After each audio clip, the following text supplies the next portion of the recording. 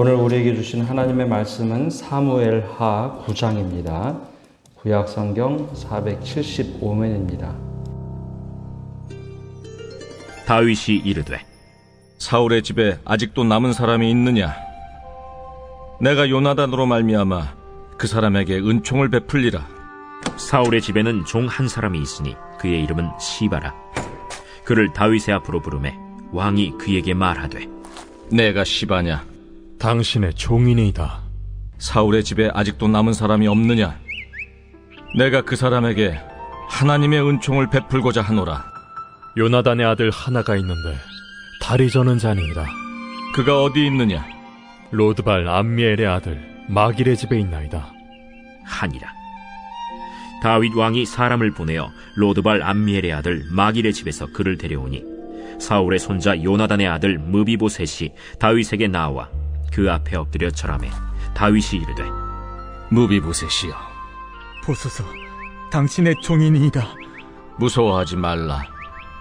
내가 반드시 내 아버지 요나단으로 말미암아 내게 은총을 베풀리라. 내가 내 할아버지 사울의 모든 밭을 다 내게 도로 주겠고 또 너는 항상 내 상에서 떡을 먹을지니라. 그가 절하여 이르되 이 종이 무엇이기에 왕께서 죽은 개 같은 나를 돌아보시나이까? 왕이 사울의 시종 시바를 불러 그에게 이르되 사울과 그의 온 집에 속한 것은 내가 다 내 주인의 아들에게 주었노니 너와 내 아들들과 내 종들은 그를 위하여 땅을 갈고 거두어 내 주인의 아들에게 양식을 대주어 먹게 하라. 그러나 내 주인의 아들 무비보셋은 항상 내 상에서 떡을 먹으리라. 시바는 아들이 15명이요 종이 20명이라. 시바가 왕께 아뢰되 내 주 왕께서 모든 일을 종에게 명령하신 대로 종이 준행하겠나이다. 무비보셋은 왕자 중 하나처럼 왕의 상에서 먹으니라. 무비보셋에게 어린 아들 하나가 있으니 이름은 미가더라. 시바의 집에 사는 자마다 무비보셋의 종이 되니라. 무비보셋이 항상 왕의 상에서 먹으므로 예루살렘에 사니라. 그는 두 발을 다 절더라. 오늘도 주님의 말씀의 은혜 가운데 거하시는 복된 한 날 되시기를 바랍니다. 우리가 살아가면서 변해야 할 것과 변하지 말아야 할 것이 있습니다. 물론 여러 가지 범주를 가지고 이야기할 수 있겠으나 우리가 어떤 삶의 과정을 보면서 변해야 할 것과 변하지 말아야 할 것을 좀 구분해야 합니다. 예컨대 무명의 사람이 어떤 연예인이나 혹은 성공한 사람이 되었을 때 종종 사람들 회자되는 이야기 중에 사람이 변했다라고 표현할 때가 있습니다. 이때 사람이 변했다라는 표현은 별로 그다지 좋은 표현은 아닙니다. 예전에는 겸손하고 모든 사람들에게 따뜻하게 됐는데 어떤 지위에 올라가거나 직분을 가지니 사람이 변했다라고 표현을 한다면 그것은 나쁜 표현입니다. 즉 사람의 태도가 변했다라는 것이죠. 사실 이 사람의 태도라는 것은 변하지 말아야 할 것입니다. 어떤 자리에 가거나 어떤 지위에 가거나 직분을 가졌다고 해서 사람이 변한다면 그것만큼 나쁜 의미는 없을 겁니다. 또 정반대되는 것도 있습니다. 어떤 지위나 직분에 올랐는데 그 직분에 합당하지 못하게 행동할 때 혹은 지위에 합당하지 못하게 행동할 때 사람들은 이야기하죠. 저 사람은 지위에 맞는 행동을 해야 하는데 예전처럼 행동하네 하고 이야기할 때 그때는 또 변해야 하는데 변하지 못해서 문제가 될 때가 있죠. 보통 일반에서 직장에서는 그렇게 얘기하죠. 과장일 때와 부장 때가 다르다. 과장일 때는 내 스스로 일하는 직능으로만 평가받지만 부장일 때는 밑에 있는 사람들을 어떻게 일을 시키고 혹은 부장으로서 타부서의 일을 어떻게 협의할 것인가. 과장일 때는 나 혼자만 잘하면 되는데 부장일 때는 어떻게 사람들을 잘 관리하느냐가 이제 실제로 그 역할을 하는 모습을 갖게 되죠. 그것을 못하면 과장일 때는 잘하던 사람이 왜 부장 때는 못하는가 하는 이야기를 듣곤 합니다.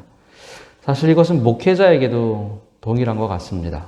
성도로 살아갈 때와 처음에 사역을 시작할 때, 전도사 때가 태도는 한결같아야 되는데 바뀌는 사람이 있고, 또 목사 안수를 받을 때 바뀌는 사람이 있고, 또 단임 목회하면서 바뀌는 사람이 있는 것 같습니다.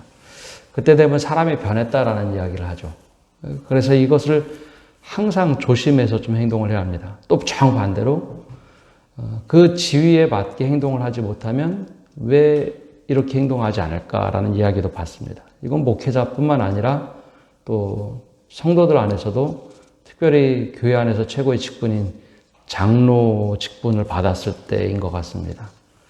태도와 지위에 따른 행동이 어떻게 변해야 하고 변하지 말아야 할 것인가. 이 태도를 잘 지키지 못했을 때 종종 사람들이 하는 말을 우리가 듣는다면 그때만큼은 이것이 하나님께서 나에게 들려주시는 음성인가 보다 한 번 정도는 생각을 해봐야 합니다. 교회 직분뿐만 아니라 일반 사회에서도 그것은 동일합니다. 오늘 다윗의 모습에 바로 이것을 고스란히 드러내는 모습이 등장합니다. 다윗이 왕위에 오르고 나서 그의 삶의 자세와 태도가 바뀌었는가 볼 때 그의 삶의 자세와 태도가 바뀌지 않습니다. 사람에 대한 태도도 바뀌지 않았고 사울 왕가에 대한 태도도 바뀌지 않았습니다. 즉 처음에 사울 왕이 하나님께 기름 부음 받은 자라는 그 관점을 한 번도 철회하지 않습니다. 또 반대로 왕이 되었는데 그러면 사울의 일가를 어떻게 할 것인가의 문제도 본인이 떠안아야 될 문제였습니다. 요즘에 계속 말씀드리지만 사울은 베냐민 지파의 출신의 왕입니다. 즉 족보 계열이 다른 거죠. 우리나라로 얘기하면 이시 조선에서 성이 바뀌는 왕가가 된 것이 다윗입니다. 그러니 베냐민 지파에서 그 출신의 왕 사울 일가를 어떻게 다스릴 것인가 혹은 어떻게 관리할 것인가가 왕정을 이끌어가는데 큰 중요한 문제점이죠. 즉 삶의 태도를 바꾸지 않았음에도 불구하고 이것을 어떻게 해결해야 되는가가 다윗이 풀어야 될 숙제입니다. 오늘 말씀 시작하는 것을 그 바로 앞에 보면 왕이 되는 과정이 참 어려웠죠. 사울 왕가가 끊임없이, 특별히 사울 왕이 끊임없이 다윗을 죽이려고 했고 사울 왕은 마하나임에서 왕가를 온전하게 이룹니다. 아들 요나단에서 모든 전쟁, 길보아 전쟁 때 사울 왕과 그 아들들이 죽게 되고 그리고 모든 것이 끝났는가 했는데 사실 성경에서는 살짝 사무엘 후서 4장에 이런 표현이 나옵니다. 사무엘의 아들 요나단에게 절뚝발이 아들이 하나 있으니 이름은 무비보셋이라. 전에 사울과 요나단의 죽은 소식이 이스라엘에서 올 때에 그 나이 5살이었는데 그 유모가 안고 도망하더니 급히 도망함으로 아이가 떨어져 절게 되었더라. 유모가 사울 왕과 요나단이 죽었다는 소식, 즉 이스라엘 평야에서 들려오자마자 유모가 아이 하나를 들고 뛰었다가 떨어뜨렸는데 그 아이가 무비보셋이었습니다. 왜 아이를 데리고 도망갔을까 하는 겁니다. 왕족이 죽게 되면 반란이 일어날 수 있죠. 물론 이스보셋이라는 왕이 후에 추대되는데 요나단과 형제인 이스보셋이 왕으로 나중에 추대가 되죠. 즉 형제끼리 누구가 추대되면 그 외척은 다 죽을 수 있습니다. 그게 고대 왕의 세계죠. 그래서 유모가 살리고자 무비보셋을 데리고 도망갑니다. 만약에 그것이 이렇게 하지 않았다면 아마 요나단 아들 무비보셋이 왕에 오는 것이 맞을 겁니다. 혈통 직계 혈통이니까요. 근데 그 당시 아브넬이 이스보셋을 왕으로 추대를 하면서 모든 것이 어그러지죠. 다행히 무비보셋이 살았지만 다윗 왕의 입장에서 혹은 새로운 왕가의 입장에서는 무비보셋이라는 절뚝발이의 이 손자, 사울의 손자는 늘 왕실을 위협하는 존재입니다. 어느 순간에 반란이 일어날 수 있는 거죠. 근데 이제 갈등입니다. 어떻게 할 것인가죠. 다윗은 요나단과 함께 약조한 것이 있습니다. 너와 네 후손을 내가 돌보겠다라는 약조를 하나님 앞에서 그리고 요나단과 함께 했죠. 그래서 왕이 되었을 때 오늘 1절에 보면 이제 바로 그 이야기가 시작이 됩니다. 다윗이 사울의 집에 아직도 남은 사람이 있느냐? 내가 요나단으로 말미암아 그 사람에게 은총을 베풀리라. 이것이 바로 이 표현입니다. 다윗과 약조를 했으니 그 자손들을 내가 돌보겠다라는 것이죠. 그때 시바라는 사람, 시종 하나를 불러다가 물어보니 그가 이야기합니다. 아들 중에 절뚝발이 하나가 있습니다. 이 절뚝발이라는 것은 굳이 표현한 이유는 왕에게 위협이 되지 않는 자 하나가 있습니다. 라는 이야기입니다. 그때 다윗이 이야기를 하죠. 내가 하나님의 은총을 그에게 베풀리라. 그래서 그를 지방에 있던 그를 불러 올립니다. 근데 이때 다윗이 온전한 태도를 보이는데 무비보셋과 먼저 이야기한 것이 아니라 그의 종 시바에게 불러서 이야기를 합니다. 무비보셋이 다윗 왕에게 나왔을 때 굉장히 두려워합니다. 이유가 있겠죠. 예, 자신은 패족의 왕가고 다윗은 새로운 왕이니 사울왕 할아버지가 어떻게 다윗을 대했는지 이야기를 뻔히 다 들었겠죠. 물론 5살 때 이전의 이야기라서 굉장히 어릴 때 이야기지만 분명히 주변의 사람들에게 이야기를 들었을 겁니다. 다윗 왕이 되기 전에 할아버지 사울 왕이 그렇게 다윗을 죽이려고 했다. 그러니 당연히 고대 세계 입장에서는 자신을 불러다가 시골에 꼭꼭 숨어있던 그를 불러다가 죽일 수도 있겠다 혹은 해를 가할 수도 있겠다라는 두려움이었습니다. 그래서 그가 굉장히 두려워하면서 다윗 왕을 만납니다. 근데 다윗 왕이 그를 보자마자 하는 이야기는 두려워하지 말라는 겁니다. 내가 아버지 요나단과 약조를 맺은 것이 있으니 두려워하지 말라라고 이야기를 하죠. 실제로 다윗은 이 무비보셋을 대할 때 한 번도 그의 태도를 바꾼 적이 없습니다. 사울 왕가에 대해서 존중하는 마음이 있었고 하나님의 기름 부음 받은 자 사울 왕가에 대한 존중 또 그 아들 요나단 형제와처럼 지냈던 그에게 있던 태도를 한 번도 포기하지 않습니다. 그래서 그를 불러들이는데 그때도 또한 시바에게 이야기를 합니다. 그를 불러들이고 네가 무비보셋을 잘 섬기며 살아야 된다라는 이야기를 하죠.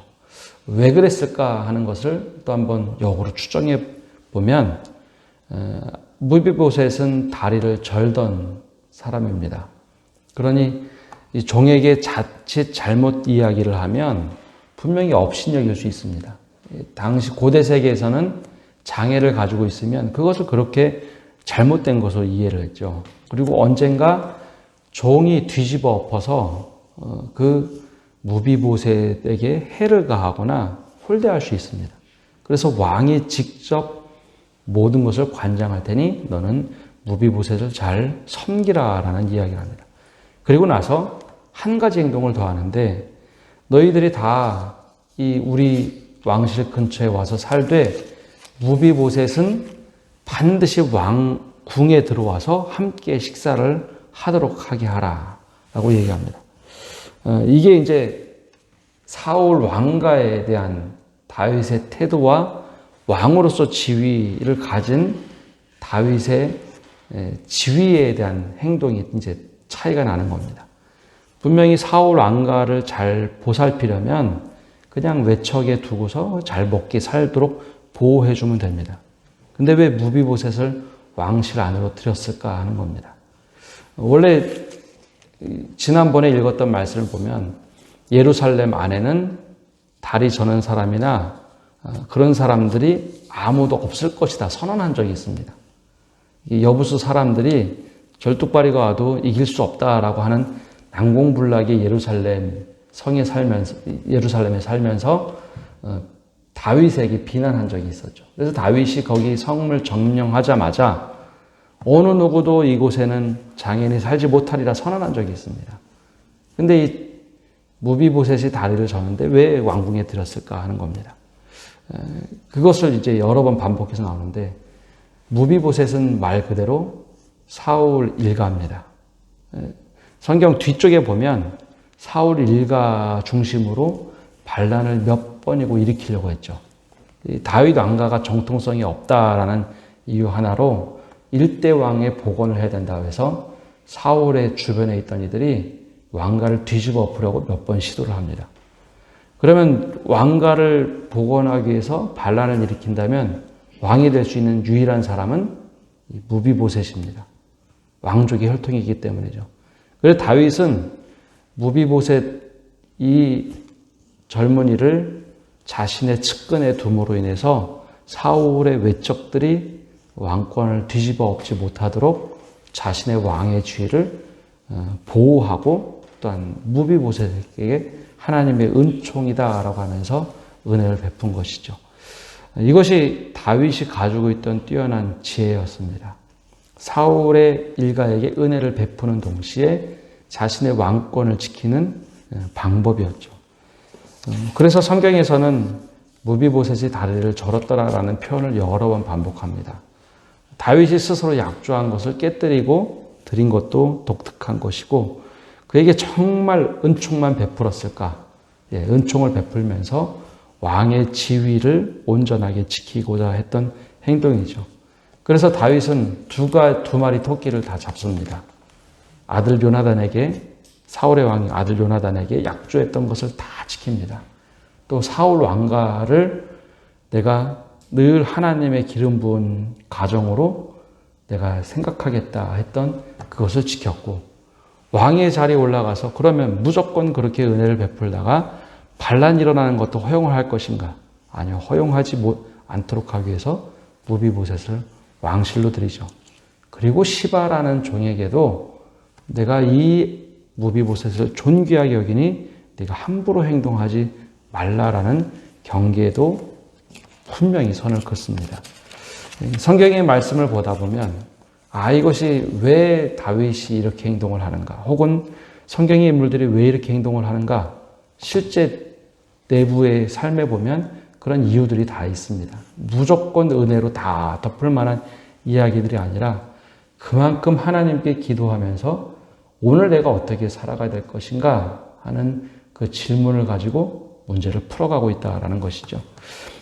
사실 우리도 따라서 마찬가지입니다. 우리가 행해야 될 것이 있는데 이제 앞으로 공동회를 통해서 일꾼들을 세우게 되는데 직분을 받고 세움을 받는 분들을 위해서 기도해야 될 것이 있습니다. 직분을 가졌다고 해서 삶의 태도가 바뀌지 않도록 우리가 그 믿음의 열심을 고스란히 변하지 않는 그 태도를 지키는 것 그것이 굉장히 중요합니다. 이를 위해서 기도해야 할 뿐만 아니라 또한 직분을 가졌을 때 어떤 직능을 맡게 된다면 거기에 따라서 행동을 해야 하고 거기에 따라서 또 지혜를 가지고 모든 일들을 해야 합니다. 그냥 책임감 없는 모습대로 그냥 살아가는 것이 아니라 그 직분에 맞는 행동을 하는 것. 직분을 가졌다고 태도가 바뀌면 안 되고 직분에 합당한 자세를 갖는 것. 이를 위해서 기도해 주시고 더 나아가서 행여나 하나님께서 이번 기회가 아니라고 할 때 또 실족하거나 또 마음이 어려워서 믿음이 흔들리는 일 없이 하나님께서 조금 더 준비되어서 직분을 갖게 하시나 보다. 이 믿음을 가지고 살아가시게 달라고 또 함께 기도해 주시는 성도 여러분 되시기를 바랍니다. 기도하겠습니다. 하나님 오늘도 저희가 새벽에 나와 기도합니다.